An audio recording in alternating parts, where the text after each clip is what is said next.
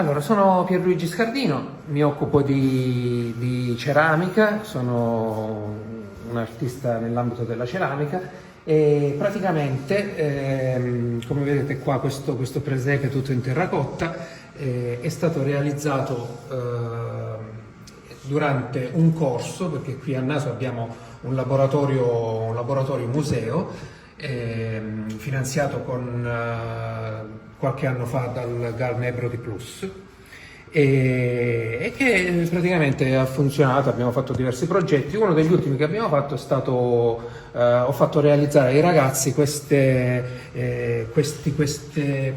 parti tutte fatte in terracotta, quindi ho fatto modellare l'argilla con le facciate di queste case, alcune per esempio queste qua sono scorci addirittura di Naso, queste sono delle stradine qua del centro storico, ci sono queste case che ho fatto riprodurre proprio a loro per realizzare poi questo, abbiamo assemblato tutte insieme, abbiamo realizzato questo presepe che vedete qua.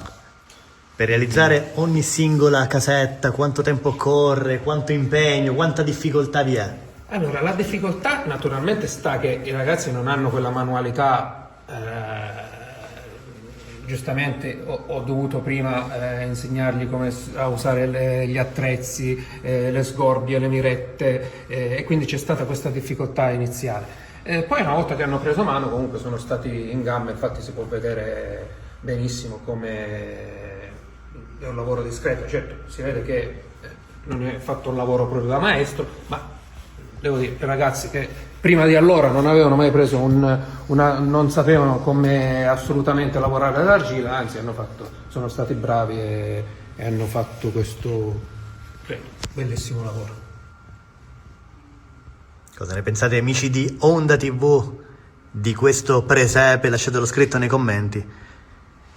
E dove ci troviamo? Quale invito facciamo?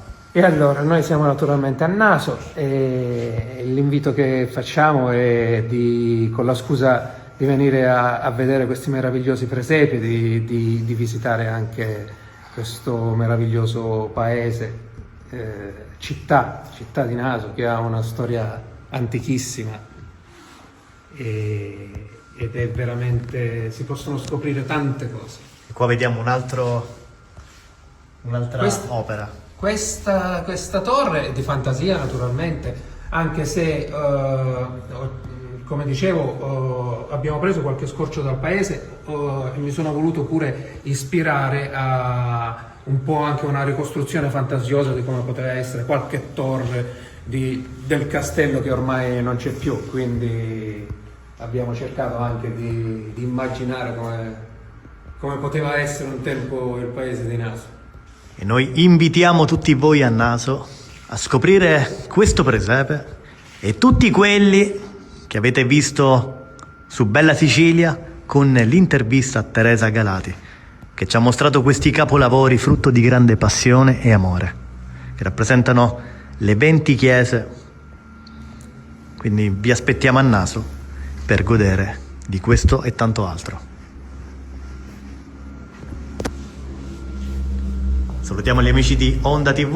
Un saluto a tutti e cosa auguriamo a tutti? Un buon Natale naturalmente, che siano delle feste felicissime per tutti, anche se i tempi sono quelli che sono, ma noi non molliamo e prendiamo questo spirito natalizio nel migliore modo possibile. Grazie, un caro saluto da Naso e alla prossima. A tutti.